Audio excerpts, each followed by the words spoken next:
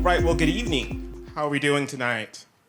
Good, all right. I'm from the South, so I really feed on call and response. So try this one more time, and then we'll get started, all right? So how y'all doing tonight? All right, that sounds much, much better. Thank you. Now, as my colleague had mentioned, tonight we're going to be talking about food and slavery. Now, to begin then, I want us to watch a film clip, in fact. Now, in 1977, a television miniseries called Roots debuted. Let's just see. There we go. All right. A television series called Roots debuted. Now, Roots was based on a book by the author Alex Haley. Now, the story in Roots in large measure focused on a West African slave whose name was Kunta Kinte. Now, Kunta Kinte was captured by slave traders, forced to endure a brutal transatlantic passage, and finally sold into bondage in Virginia. Now, the clip we're going to watch in large measure then is part of Kunta Kinte's culinary introduction to slavery, if you will. Now, in the scene, Kunta Kinte is brought a plate of food after having gone without, frankly, food for quite some time. So let's go ahead and watch this. Now, the scene that we just watched, in large measure, I think, in some ways highlights a larger portion of our talk tonight, the intersection then of food, again, and slavery. Now, in this particular scene, there are three things that I want to sort of draw your attention to. First, the scene offers us a window into, frankly, what slaves ate. Now, in particular, we see then what was on the plate. Well, the plate featured grits, if you will, roughly ground corn, and pork. Now, I'll pause here and say that the movie takes a little license, frankly, because if we were to actually show a plate of food from the 1700s when this movie was set, the pork wouldn't be there. In fact, as we'll see, it's really not until the 1830s that consistent rations of meat became a reality for some slaves. Now, despite, if you will, that little bit of, or that lack of historical inaccuracy, I guess, in that one scene, I think there's a deeper message here that I want us to also focus on. I think the film poignantly captures a real tragedy behind slavery that, frankly, in some instances has been overlooked. And that is the nature of chronic underfeeding. In short, we see several ways, if you will, that hunger persisted in slavery. Now, in particular, we see that in one way as Kunta consumes the grits that were left on his fingers, and also in a more subtle way. As that scene ended, note that Fiddler takes the pork. I think this is important in large measure because, again, it just shows us how scarce things like meat could be in slavery. Now, lastly, I also think this scene offers us a window into a more 20th century reality as well. The discarding of the pork ration by Kunta, in large measure, I think reflected changes in perceptions about eating pork that were more common in the 1970s. Ultimately, we even see that echoed as Fiddler leaves when he implies that pigs will eat anything. This kind of thinking in large measure we saw in the writings of people like Elijah Muhammad, etc. So in some ways, the movie is both about slavery and it's also about the present. Now, as part of my talk tonight, I want to focus for much of it on the antebellum period, or in particular, the period in which we're talking about is the 1830s to about the 1850s. Now, I'm going to talk about eating and pork and the Cotton South. And in large measure, my talk will examine the relationship between pork consumption and, as you saw it via Kunta Kinte, the enslaved body. Further, we will examine the ways that pork eating came to shape, if you will, the South's racial hierarchy and the lives of slaves. Finally, we will conclude by, again, looking at the legacy of pork consumption in the 20th century. To begin then, let's talk about pork in the antebellum period. Now, in the antebellum United States, no meat dominated Southern tables more than pork. Consumed in slave quarters, hotels, and plantation homes, pork was the region's most commonly eaten meat. Now, affluent slave owners feasted on bacon and ham, often at the same meal. Conversely, their slaves fed on fattier rations of pork. Yeoman farmers, by contrast, men who owned land but in some cases not slaves, yeoman farmers in parts of the Cotton South also subsisted on swine. Sometimes these yeoman farmers even grew surplus pork or pigs to sell to those slaveholders. Now, observing then the preponderance of pork consumed in the South during the antebellum period, physician John Wilson declared in 1861, the South could probably be better described as a, quote, hog-eating confederacy, or the Republic of Porkdom. Now, white Southerners increased cultivation of pork on farms and plantations, particularly during the antebellum era, was geared toward sustaining in part their state populations and also sustaining, if you will, those white residents as well. Nonetheless, I think we can also say as a result of this growth of pork production, pork and slavery by the antebellum period would go hand in hand. And over time, pork consumption became part of the very language that white slave owners used to describe both racial difference and racial mastery. Let's talk for a time now about pork hierarchy in the South. Due to the prevalence and diversity of swine eating in the American South, hog meat ingestion, or the eating of pork, provides, I think, a useful way to analyze differences in status and class during the antebellum period. Now, class, as well as race and gender, we could say shaped hierarchy in the American South. The food people consume is often, moreover, a marker of class. In his pioneering work, Sweetness and Power, anthropologist Sidney Mintz described how English sugar consumption outlined nascent class hierarchies in the 18th and 19th century. Now, Mintz writes, people who eat strikingly similar foods in different ways are thought to be strikingly different and sometimes even less human. To paraphrase then, diet reflects a variety of social distinctions, class being one of them. Now, most Southerners then, again, ate swine. However, the types of pork and quantities consumed, I believe, shed light on how pork consumption informed the Southern class structure. We'll begin then with the most affluent, white Southern planters. Now, white Southern planters were those who comprised, if you will, the most influential class. In large measure, if you will, these men owned anywhere from dozens to hundreds of slaves. Now, while we could see their style of dress and homes in large measure embodied their affluence, I believe we could also add that the food that this group consumed reflected their status as well. We could see for most Southerners, fresh pork would have been a luxury in the antebellum period. In fact, you would have really only consumed pork during hog killing season, so largely sometime around the late August, sometimes early September, when things had cooled off. So it was uncommon then, if you will, to consume fresh pork at other times. This is true for most classes except for this planter class.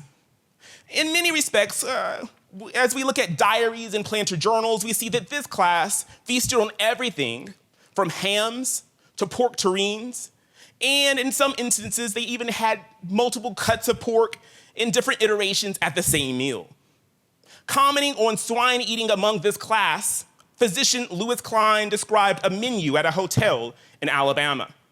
Klein noted, among the many different pork dishes for breakfast, there were pork chops, ham, pig feet, pork sausage, omelets with ham, salt pork, and pork liver.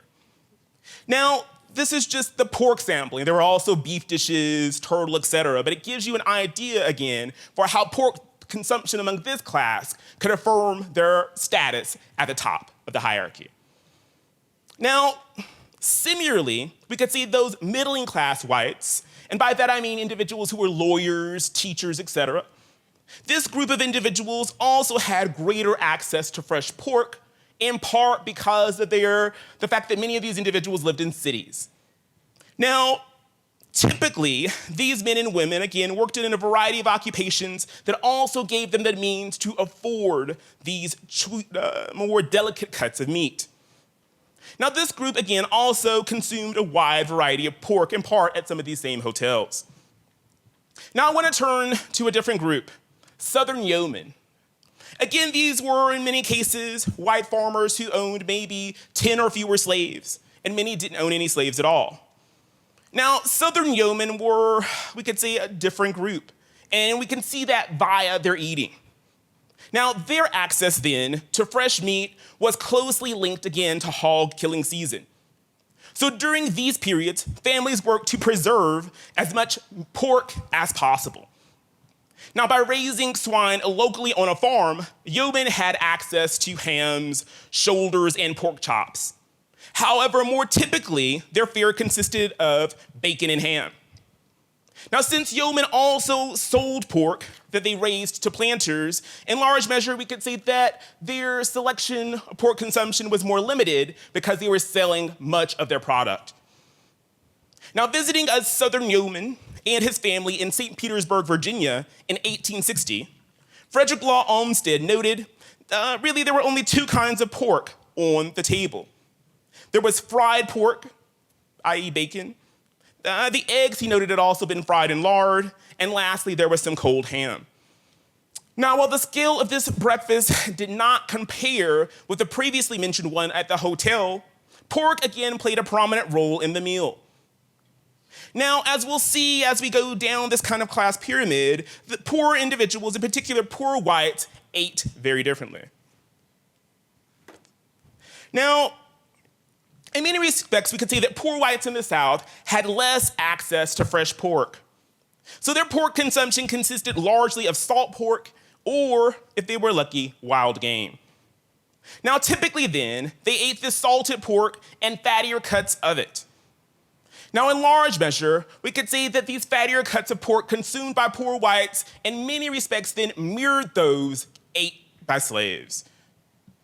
Now, the practice of consuming salt pork was so common among some whites in Tennessee, or poor whites in Tennessee, that they affectionately called salt pork Old Ned. Now, the name of this isn't coincidence. Old Ned actually refers in part to a minstrel song. So here, I think in part, again, they're signifying on the fact that pork and salt pork consumption was frequently, again, consumed, as we'll see, by slaves. Now, for bondmen and women in the Cotton South, by the 1830s, hog meat was an integral part of their daily fare. Now, although the amount might have varied, field slaves in the Cotton South usually received anywhere from 3 to 5 pounds of pork a week. Now, when rationing pork, slave owners provided one of the following types of pork. Typically, they provided bacon, salt pork, or mess pork. Now, the differences between these types of meat involve the methods used to preserve them. So while bacon was typically smoked, salt pork was in large measure salt cured, of course, by pouring large amounts of salt on the meat. And lastly, mess pork was typically pickled. Now, mess pork was often purchased by, say, slave owners from out of state. In large measure, mess pork would come from the Midwest by the antebellum period. Now, describing the fare of slaves on a cotton plantation then in Virginia, Frederick Law Olmsted noted that swine and cornmeal were staples. Olmsted wrote, quote, "The general allowance was thought to be a peck of corn, a peck and a half of meal and 3 pounds of bacon a week." Now, for slaves, it's important to note toiling away on cotton plantations. And it's not uncommon for a slave on a cotton plantation by the 1830s to pick anywhere from 100 plus pounds of cotton to upwards of 300 in some instances. So again, for slaves toiling under these conditions, 3 to 5 pounds of pork a week was frankly simply not enough. Now, in many respects, What I'm trying to stress here is even as we talk about, if you will, the rations described by slaveholders, again, I want us to hold in the back of our heads something I said at the beginning, that slaves were routinely underfed. Now, part of the reason we know this today is by looking at things like health. So a number of diseases, in particular diseases that affected the lungs, we believe in part were caused by malnutrition. So a common lung disease that we saw in the 1830s was literally called, quote, Negro consumption. Now, Negro consumption, I think, again, we speculate these days, was perhaps, again, caused in part by underfeeding. Now, with that in mind, I also want to say that some slaves also sought to navigate, if you will, this paucity of rations. Now, one way they did that was by hunting and trapping. And in particular, by hunting and trapping, slaves gained access to possum and rabbit. They would also engage in fishing as well, as slaveholders permitted. But it's these kinds of extra efforts at trapping, hunting, and fishing which allowed them to supplement, if you will, that scarcity of ration. And I would also argue that hunting and trapping suggests a way that they're also challenging that forced rationing that we'll talk about more in a minute.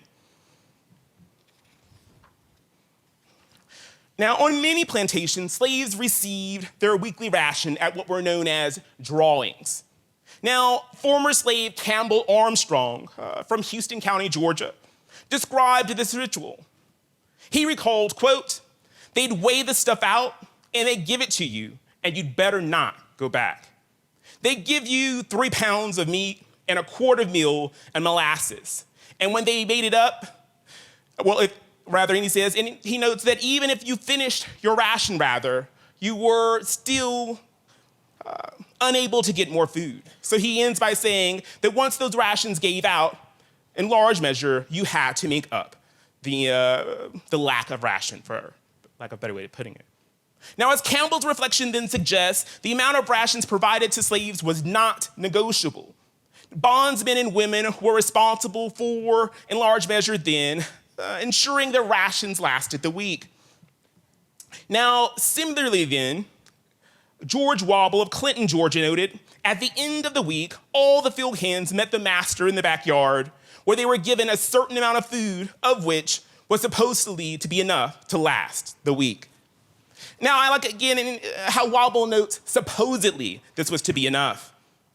Now, in large measure, this kind of rationing, again, I want to underscore, was largely done for field slaves. And while we've talked a little about the pork, I also want to note that as relates to that peck of corn or the peck and a half of corn they're talking about, that corn in large measure was known as Indian corn in the 1830s. Now, here's what you need to know about Indian corn. It was an incredibly coarse kind of corn. If it wasn't ground, frankly, it was inedible. But Indian corn was routinely fed alongside that pork ration. Now, here's something else to note. Indian corn was also fed to the hogs, the horses, and other livestock. Now, the difference being then that the Indian corn slaves consumed was typically ground, so they could consume it. Conversely, again, of course, the Indian corn fed to these pigs and other livestock wasn't ground. But in short, these two groups ate similarly. I think this furthermore underscores something my larger project suggests.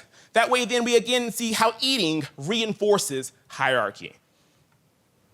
Now, pork provisions among slaves then, again, tended also to be higher in bone content than those consumed by many Southern whites. And here, I think, is a critical difference between, say, the kind of salt pork that poor whites ate and the rations of slaves.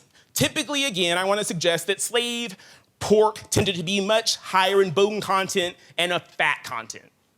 In short, again, even if we're talking about 3.5 or 3 to 5 pounds of pork, then imagine if much of that was bone and fat. Again, your ration shrinks. And this was the reality I want to stress for many slaves. Now, in the WPA narratives, fat meat is frequently synonymous with slave rations.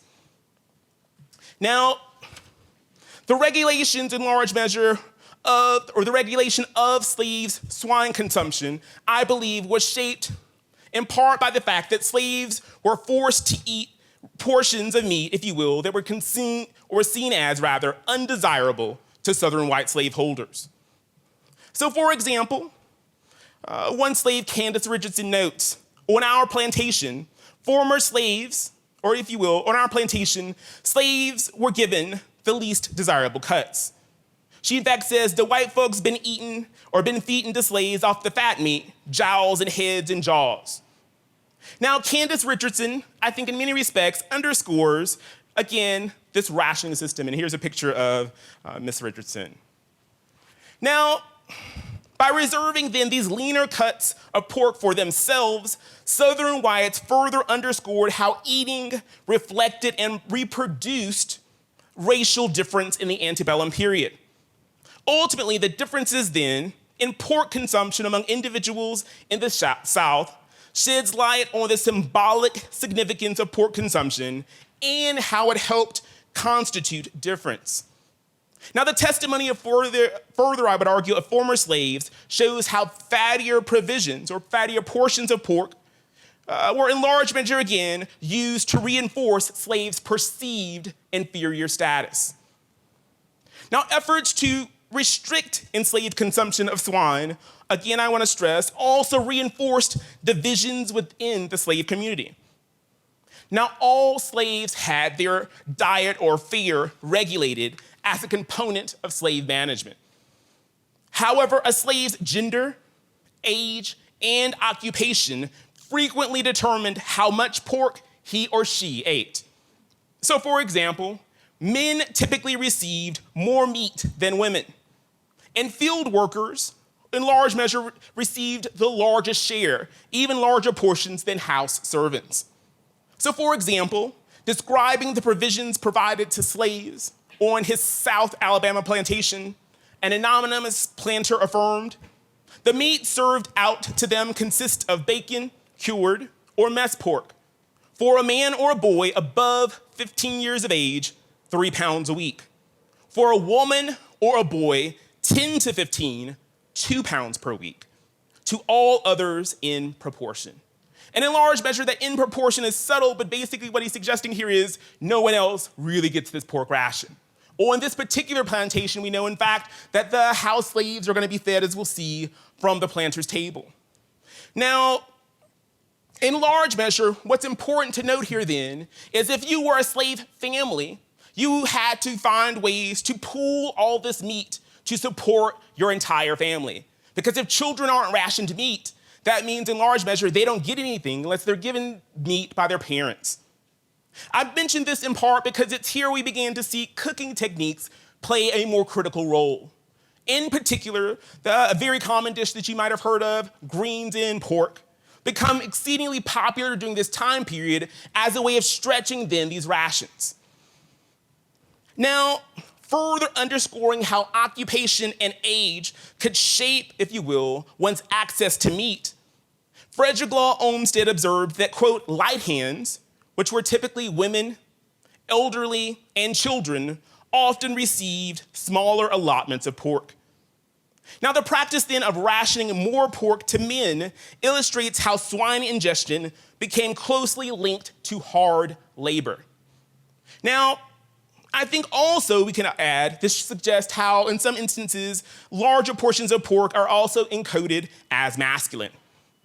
Now, collectively, the reflections of the aforementioned slaves, I think, highlight the ways that pork could, again, also shape status within the slave community. Now, if eating like a slave had, if you will, a particular kind of meaning, then for house slaves, I would also add, eating like their slave owners could also complicate their sense of self. And I think, again, we see how status then was even reflected in the consumption within the slave community. So former slave from Mississippi, Candace Richardson, noted that there was a difference then between the way that house slaves and field slaves were fed.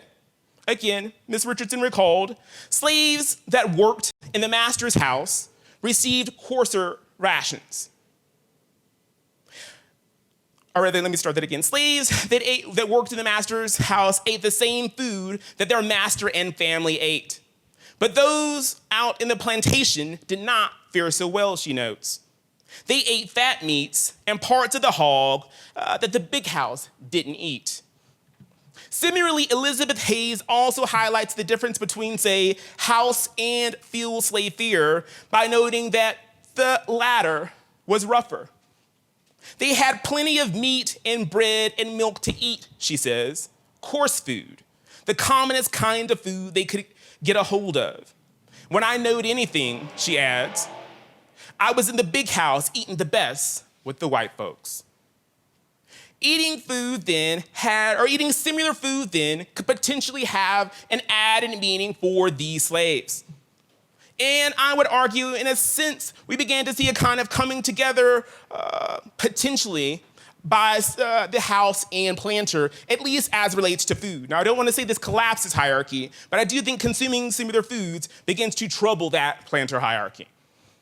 Now, George Easton noted that house servants on his plantations, quote, had good food because they got practically the same rations the master got. Now, Easton's, I think, recollection highlights again the slaveholder custom of rationing the leftover foods to slaves. Now, avoiding the fare of field slaves thus made a difference for some domestic servants' sense of self.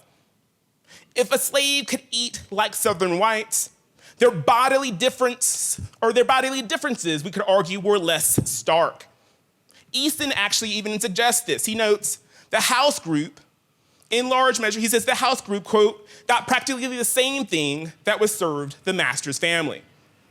Now, in a similar vein, we have other kinds of recollections from former slaves. Now, again, I want to argue that it's this similarity in consumption that begins to blur lines of hierarchy, but more importantly, I think, for these house slaves, it adds to their own sense of self-worth. Now, I want to also put a caveat on this, lest you think that house servants had it better, because I want to also interject the story of Harriet Jacobs. Jacobs notes in part that her grandmother ran the kitchen. But one of the challenges that her grandmother frequently had is that her slave mistress intercepted the food. So in some situations, the mistress would even spit in the food so that the house servants couldn't eat it. So even as there were a few slaves, or former slaves, I would suggest, who saw a heightened sense of self by eating differently, again, I don't want us to push this so far as to say that slaves saw themselves as different groups. Now, the routine then of rationing swine to enslaved men and women fostered, I'd argue, a metonymic relationship between fatty pork and the black body. In short, hog meat and black flesh became so intertwined in the South, and in particular so intertwined in Southern discourse, they began to represent one another. So for slave owners, the regulation of pork consumption reinforced their control over black bodies and allowed them to create hierarchical distinctions related to race and gender based on the type of meat that their slaves consumed. So pork was therefore an important marker of race and power. In the antebellum South, food remained central then to conversations of racial difference and hierarchy. Now, Southern planters then believed that pork improved African Americans' appearance. And this is in large measure the kind of discourse that emerges, I would suggest. Now, this discourse, again, I want to assert, argued that part of the benefit then of feeding slaves pork is that you could literally see it in their body. So eating pork, some Southern whites contended, improved slaves' bodies and gave them a more healthy looking appearance. So in the South, remarked Dr. John G.F. Holston, in the South, from their sleek appearance, you can at once distinguish the bacon-fed Negro. Sleekness, in many respects we could say, sleekness among slaves was frequently considered to be connected to good health. So in short here, Holston is arguing that slaves' health again, right, is improved via eating pork. Moreover, I think we can see that the writer here highlights both the ways that slaves could be fed if Rather, the writer highlights both the sufficiency of the ration as it marked itself on the slave's body. So what I'm suggesting here then is there are ways in which this discourse also seems to suggest that slaves are well fed. All right. Now, James Towns, a planter from Grenada, Mississippi, compared slaves' bodies to those of horses, again to argue in part for this difference in feeding. He said a Negro shows when he is fed well as readily as a horse, and mine look sleek and greasy. Holston's statement highlights, I think, the fact that adjectives like fat and sleek were also used to describe livestock. Again, here a kind of blurring of slave and animal bodies is taking place. So again, these adjectives, fat and sleek, were also used for livestock like horses in order to describe a healthy-looking animal. Now, likewise then, a North Carolina planter wrote in 1853, any man who knows anything about Negroes can tell at first view whether the Negro is well fed. He need not ask the question, but only look upon his skin. If it is dry and husky, you may be sure that many times he sits down to his meals and his meal is only allowed, or rather he's only allowed to go through the motions.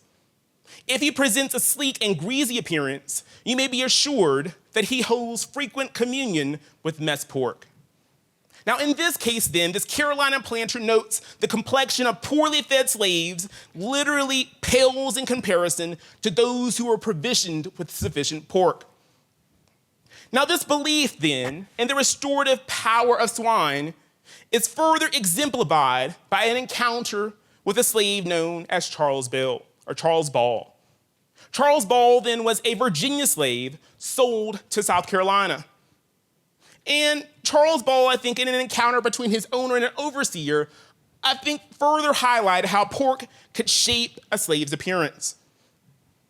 Now, believing then that Ball had been secretly consuming pork, his owner and overseer accused him of buying meat. Charles, Ball's owner affirmed, "You need not tell lies about it. You have been eating meat, and I know you have. No Negro looks as, quote, fat and slick and black and greasy as you if he had nothing to eat but cornbread and river chubs." In short now, Ball's fat, sleek, and greasy appearance, again, were signs of pork consumption and therefore overall good health among those of African descent. Now, Charles Ball's narrative also illustrates the challenges that slaves faced as they tried to secretly consume pork, because in this case, Ball had actually been secretly selling cotton for pork.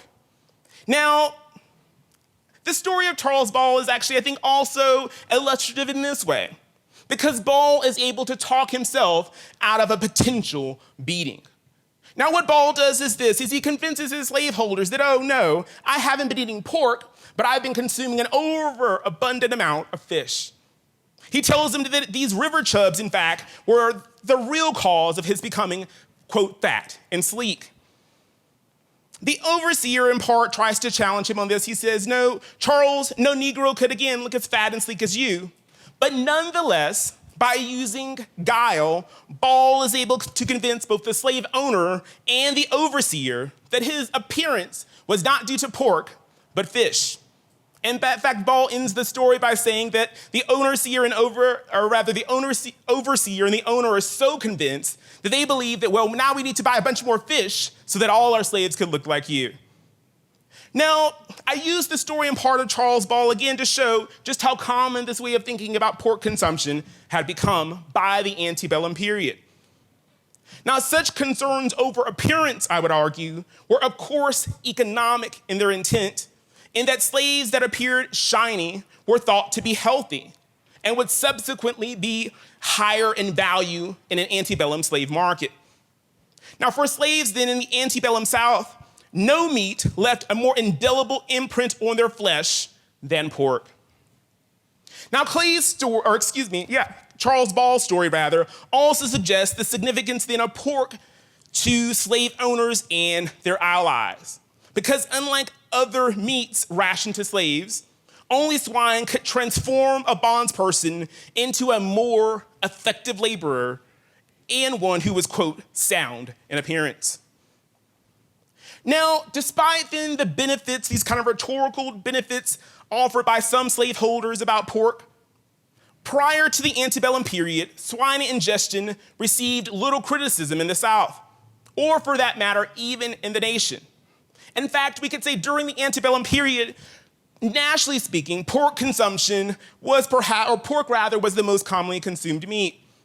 Nonetheless, it's also in this antebellum period we began to see critics emerge over this issue of eating pork or hog meat. Now, the benefits of pork, I want to just talk about briefly. Now, many held a belief that pork provided an increase in a consumer's strength. Now, this belief could actually be traced back to antiquity. Early Greeks and Roman physicians, such as Hippocrates and Galen, spoke of hog meat's benefits by arguing it was, if you will, the healthiest meat. Further, Greek athletes trained on diets largely comprised of pork. So in part, it's this thinking, if you will, about pork being fit for bodies has a much longer history, I would suggest. Now, John Bell, a Philadelphia physician, penned in part a treatise on diet in the 1840s. Now, Bell then described the role swine eating played in an athlete's diet, and he too noted that for those who were involved in very active lives, pork could be beneficial. Now, Bell wrote, quote, "Pork formed the chief animal ailment of the athletes of Greece and Rome, who complained of sensible diminution of their strength." So Bell believed again that pork could potentially be fit for those who worked vigorously. Now, the positive benefits of hog meat persisted widely again until the mid-19th century. However, again, thinking about pork consumption gradually changed in the mid-1830s. This is in part because physicians and health reformers began to question the Americans' reliance, frankly, on animal food, and pork in particular. Now, the first criticisms of swine ingestion came from individuals who argued that animal food posed a threat to those who consumed it. Now, these exponents ranged widely from physicians to ministers who contended that humans were not designed to eat meat. And in many respects, what I'm describing would be the kind of early formation of a vegetarian movement here in the 1830s. Now, perhaps one of the most outspoken proponents then of a vegetable-based diet was a man named Sylvester Graham. Now, Graham is perhaps best known in part for becoming one of the early supporters of vegetable-based diets or vegetarianism. Moreover, he's also known for inventing the graham cracker. Now, born in the Northeast, Graham became a Presbyterian minister in the 1820s, and he began advocating as a health reformer in part for issues like temperance and other poverty-related issues. Now, unlike other physicians who criticized meat consumption on a medical basis, Graham argued that animal protein or animal-based diets promoted moral decay. So again, here it's not just a kind of physical concern, but a moral concern that Graham sought to outline. Now, developing then a dietary regime that eschewed meat and processed flour, Graham encouraged his followers to avoid, quote, stimulating foods in favor of vegetable diets. Now, in order to promote this belief in dietary reform, Graham delivered lectures around the United States and published widely. He argued that humans were not made, again, to consume meat, and that its consumption caused sickness. If man, he wrote, was destined to devour flesh of animals, might we not then reasonably infer that our organs would correspond with his ailments? Now, in short, humans' biological makeup proved they were unfit to be carnivores. Supporters of this movement for dietary reform were known as Grahamites. Now, while Graham's criticism of meat consumption gained him only a small following, His advocacy of a vegetable-based diet underscored the changing perceptions in the antebellum period around meat consumption. Graham focused his criticism on, in particular, we could say, on fresh pork. He believed that fresh pork was perhaps the worst because it overstimulated the consumer. And of course, overstimulating foods, again, promote a moral decay. So foods such as, if you will, or foods rather like pork, could also pose moral dangers if they were consumed. Now, while Graham's position was one of the more radical or fringe, there were other food or dietary reformers as well that stepped forward in the antebellum period. Many of these individuals were doctors, so persons like John Bell, for example. Bell was an outspoken physician and dietitian living in Philadelphia, but he began to write critically again of pork consumption. The artisan and citizen generally, he wrote, who takes little outdoor exercise had better avoid pork. He would note, it is unfrequently, or rather he noted that in large measure, pork purged the body of those necessary nutrients. Thus, those who worked outdoors were safer pork consumers, but nonetheless, for Bell, he advocated largely that many stay away from it. Now, part of this concern with pork consumption centered on the fact that by the 1830s, there were increasingly gastrointestinal maladies that were common in parts of the South. And so many now are beginning to connect, if you will, stomach ailments to hog meat. Now, by the late antebellum period, this thinking about pork again circulated even in a journal, Scientific America. So based on research by a German chemist, Justus von Liebig, the editor warned readers to avoid pork because it caused, again, disease. He wrote, a fat hog is a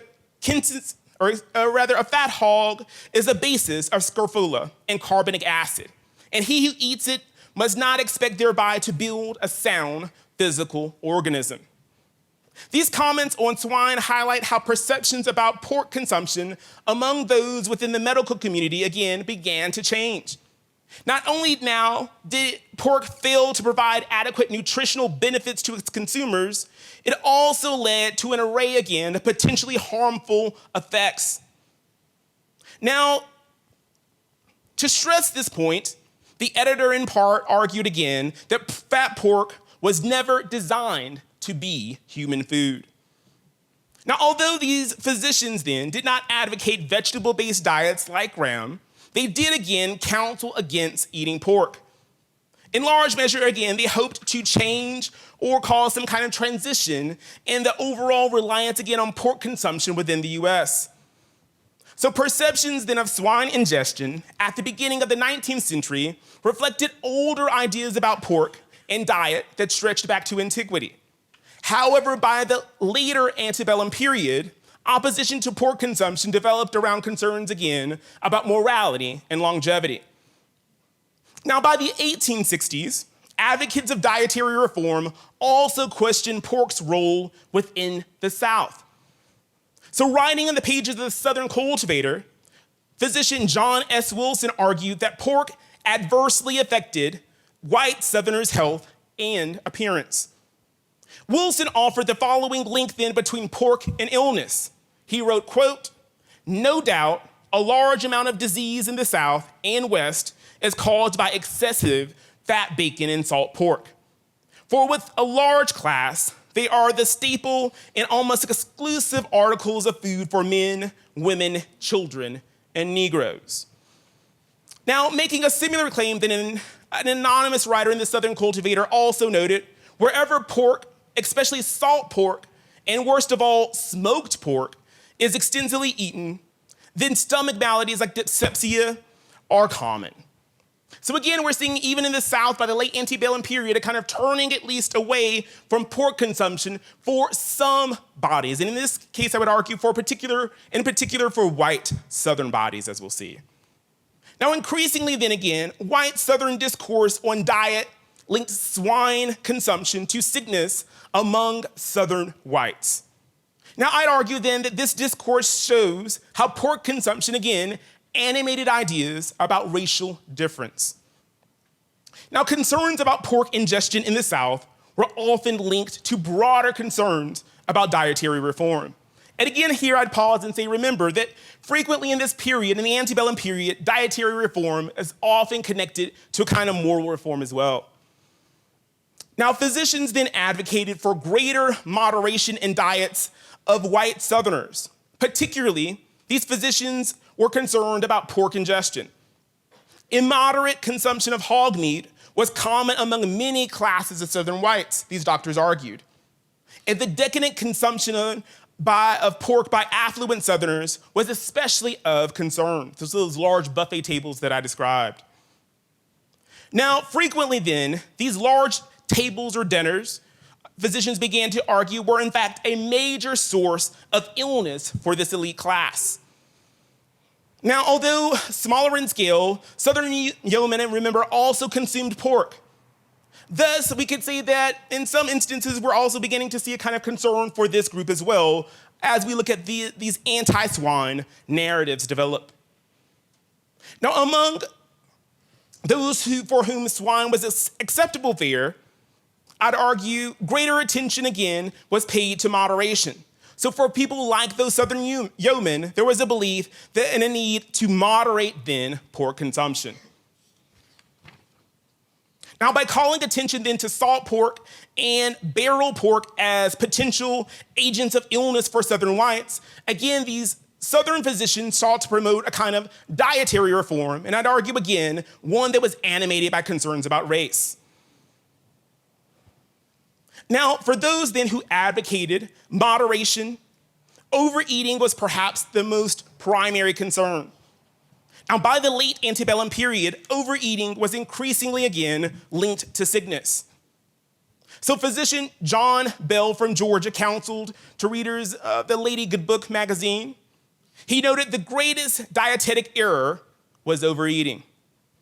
Wilson advocated then more regulation of eating in order to promote healthier standing among, if you will, those elite whites. Excessive consumption of meat in particular, he argued, could have deleterious effects on the body. So Wilson encouraged readers to moderate their meat consumption to avoid potential illness. How injurious it must be, he wrote, for literary persons, women, and others whose occupation confined them much within doors, to indulge in meat 3 times a day. So here again, in large measure, Wilson is concerned first about pork, but also about the overindulgence in meat by this elite group. So for Southern physicians, pork became a potential cause of stomach maladies and disease for Southern whites. These doctors then, like Wilson, urged white Southerners whose occupations kept them indoors to begin avoiding hog meat. Now, Wilson's concerns, however, about excessive meat consumption, I think also underscore how one's social status and gender affected dietary concerns. Because at the same time that medical experts linked pork consumption to poor health and appearance in whites, they actively again supported pork consumption for black slaves. So for example, a writer in the Southern Cultivator noted, "We believe pork should, as a general rule, be avoided by all white men, and especially white women." Now, this writer in the Cultivator offered again a similar observation that in particular, pork endangered white women's appearance. So he would go on to write that, quote, "Women who eat too much and exercise too little are liable not only to formidable maladies, but their skin becomes thick, harsh, pimpled, and discolored from retention of foul excrement and matter." Now, the point here then is that Wilson links overeating, and in particular swine consumption, to poor complexion in order to underscore its negative effects on white women's bodies. So note here again that eating has been used to draw lines and divisions of a racial hierarchy. Now, similarly, in an article titled "The Secret of Beauty," D.H. Jacques noted that pork, like no other item, negatively affected a white woman's appearance.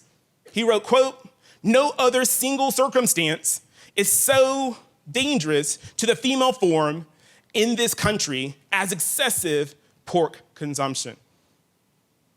Now, both Wilson then and Jacques shed light on how consuming pork reinforced then slaves' corporeal difference, as Black women's appearance was not said to be affected by pork consumption. So echoing then concerns about meat consumption, particularly about white women, another writer, Bob White, noted, quote, "There are many females who certainly do not labor that eat meat 2 or 3 times a day, and many more that cannot make a meal without it. It is all a habit, and that a habit that is unnecessary." Again, we see how in particular here, as dietary reform takes shape, it takes shape in part around the bodies of both slaves and women. Now, Wilson and White's commentaries on meat consumption suggest that those whose work was more sedentary should carefully regulate meat and pork consumption. In short, pork was unfit for those whose lives took them away from arduous labor. So calls for decreased pork consumption of hog meat also took on again a gendered dimension. White women in particular were discouraged by doctors from eating pork. And excessive pork consumption was a problem for many in the South. However, women were deemed again as profligate eaters because their meat consumption exceeded their labor output. Now, perhaps this is because only work done outside the home during this time period was actually considered labor. So in short, the kind of domestic work done inside the house would not have classified as hard labor. So perhaps this too is what's affecting this perception about women's pork consumption. Now, regardless, I would argue, women's consumption of pork then encoded their difference and marked their gender as lacking adequate bodily control. Now, the eating comportment then of Southern whites, the eating comportment of Southern white women shaped their perception as ladies in both history and memory. Margaret Mitchell's 1930s novel, Gone with the Wind, follows the life of Scarlett O'Hara. Now, O'Hara was then a Southern white woman born to a Georgia planter's family. Now, Scarlett refuses, if you will, to eat before going to a dance. And in a scene we're gonna watch, Mammy, her domestic servant, chastises her by asserting that young white women were to eat sparingly in public. Mammy affirmed, quote, "As I told you and told you, you don't impart, right? Or rather, you that kind of, wow. I'm not gonna read this, actually, we're gonna play this. Now, in large measure, what I wanna stress here, is that Mammy's criticism, or concern about pork consumption in large measure reflected this belief that as a white woman, Scarlett needed to manage her eating. So let's take a look then at this clip.